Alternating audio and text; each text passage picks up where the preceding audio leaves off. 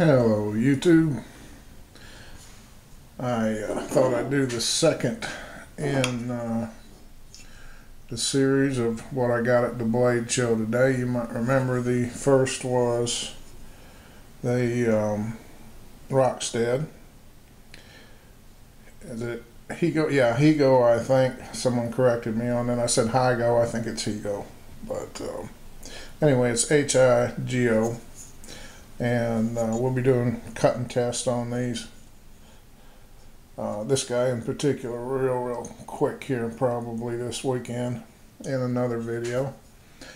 But I was going to show you another folder that I got that I really like, but I had a request to show this, so I'm going to show you guys this instead for the next one. And this is a Wakizashi by Dan Keffler. I think a lot of you are familiar with Dan, and he's extremely intelligent, extremely smart, really knows his stuff about knives. Backed that up by winning the Blade Show cutting competition this year, and took home the big old silver buckle just to prove it. This is a Wakizashi that he made and sold to Mike Gavick, and you've seen this in cutting videos. Him and some of his friends up there have used it, and Mike had a chance to get another one of Dan's knives, so this one came to me, which I'm really tickled with. I've wanted a really nice either sword or Wakizashi, I didn't care which, katana or Wakizashi, for a long time. Wasn't hung up on it being traditional. I just, that was fine if that's what I got, but I wanted one that was high quality, and this certainly fits that bill. For those of you that have seen Mike's videos on it, they really do a lot of testing on it, and it's chopped a lot since it came down here, and there's just almost zero edge degradation. I cleaned up the blade a little bit, got the pitch and the sap from all the plants off of it, and maybe 2 strokes on some wore out 600 grit sandpaper on each side on my my little homemade sharpening jig that I showed you guys quite a long time back, just to basically get the crud off the blade edge. And there are no nicks, no let's see if we can make it focus. So I can show you here, but along the whole edge, it's there's no bright spots, no nicks, no dents, no warps, no nothing. Just really sharp all the way through, and still will slice paper quite easily. Here's Dan's mark. Let's see if we can get this in view. Come on, little camera. There you go. I knew you could do it. And this is just a beautiful, I think this is called mokume. Not the part, but the way that it's done with the copper and the different stuff that he put together in this Damascus style thing. Nice Turk's head knot, and then the handle is just wrapped in paracord. Perfectly fine by me, because this is a user, and I do use it. I use it a lot in my backyard to get rid of the brush, which this year we look like the Amazon jungle here. We've had such a tremendous amount of rain, just ridiculous amount. pull this up a little bit for you. And nice sheath, not typical at all, but just kind of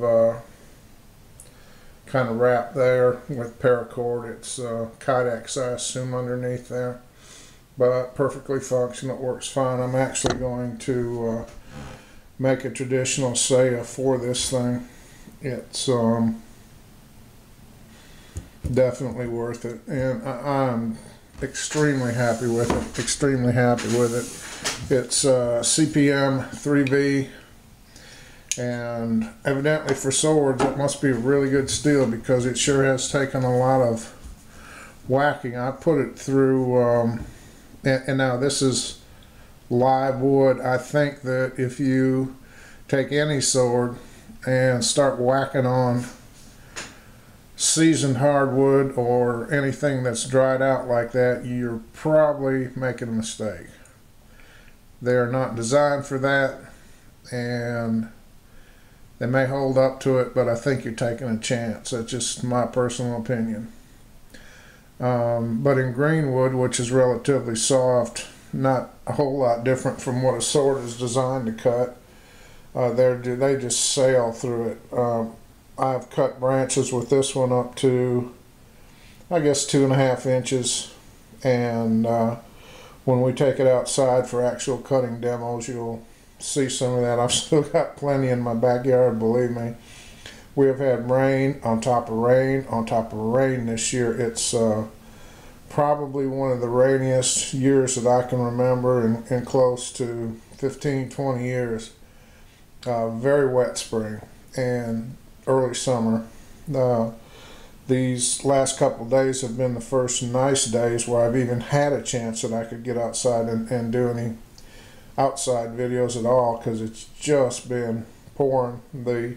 It's been dry for 2 days and the ground's still soaked here, so everything has just grown like crazy. It's the vines, the honeysuckle, the ivy, all of it, it grows just like it would in the jungle, because the conditions are identical. But we will be doing some outdoor testing with this. Now it looks like for the next couple weeks at least that it's going to be a whole lot nicer out, and I hope to get a bunch of cutting demos in with this guy, and certainly with the Rockstead inside, and the other couple knives that I got too. I've got several more videos to do on ones that I got. I don't think, excuse me, for what I wanted, I don't think I could have done much better than this. The sword balances right here, right behind the Turk's head knot, and it's just perfect. I don't know how many of you know Dan or know much about him, but along with the fact that he has obviously proved himself by winning the cutting competition, he is an extremely intelligent man and an extremely well-trained man. He's got a bunch of degrees and stuff that will really help him do this kind of thing well, and it's quite evident. He just did some beautiful work on it. The back here with the two sloping sides, and I'm not sure how well we can make that come in.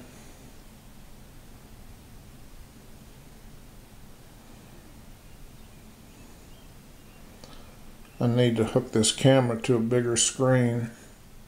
I can't really see, but they're just laser straight. They are as good as any traditional sword that you'd ever see.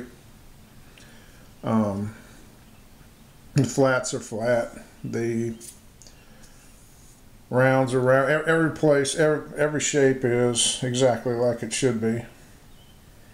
And just a really nice job on this. I wanted to say too that I have several knives left over from the blade show. Those are posted on Gear Bastion now. If you go to the Wise Old site on there, you can check them out, see if it's anything you'd be interested in. They all have a brushed type finish on them, work finish, and you know, are priced accordingly. So I think there's some pretty good deals on there. And take a look and just see if it's something you might like. And of course on Gear Bastion, there's just a ton of folks now that are putting a lot of really good knives on there. You know, Mike Gavco, Jeremy McCullen, George Icard, on and on. Dirty Room Knives. There's tons of them that are putting some really good stuff on there that I think will stand up with pretty much anything anyone's making. Things that are coming up. I'm going to do a video that I think you're going to like, and basically it's why everything that you know about knife testing is wrong, and why everything you know about knife testing could be right. And rather than a video of me just telling you how I think things are, which that will be part of it, it's going to be something to open up more of a round table discussion. I think that there's a lot of misconceptions when tests are done, and a lot of things that are overlooked. There's so many variables when a given knife is tested by two different people. You give an identical knife, identical hardness, identical everything to two different people, and you can get diametrically opposed results. And I'm going to try to go into that and explain my view on why I think that is so, and why I think that testing things yourself is so important. And you guys can chime in and tell me what you think, and we'll see. But I think I may have a few surprises in that for you. We're going to try to do some how-to videos, taking a knife from just a cut-out form piece of steel through all the steps. John Davis has been here, and that's one of the reasons that you haven't seen a lot of videos from me, is he asked if he could use my shop and if I would show him some of the basics, and I was more than happy to do that. I think what he's coming out with is really some pretty designs. He's got a couple that I absolutely would buy either one or both of them. And like me, he's got a good dose of OCD, and that you know, he's really paying attention to detail, and he's going to come up with some really nice stuff. He's got a couple of his own designs already, and I think when you see them, I don't believe they'll last too long. I think you folks are going to like them. So I thought that I'd do a basic how-to. It's kind of been a while since I've seen anything on the net about one. I think the last one, of course, was the Sugar Creek Forge build along, and a lot of knife makers came from that build along. And I think it may not hurt to, well, not necessarily to go into another build along. I'm just not up to sponsoring or doing one of those right now, but certainly I think I could go step by step and just show some of the basics, show why we use the tools that we use, the results you can expect from different kinds of tools, and how little it takes to make a knife, but also how nice it is to have a few specific tools. So that's it for this video, and if you get a chance, I'd appreciate it if you go and check my stuff out. If you like it, fine. If you don't, well, I guess I'll just try to make something else. Take it easy, everybody, and we'll talk to you later.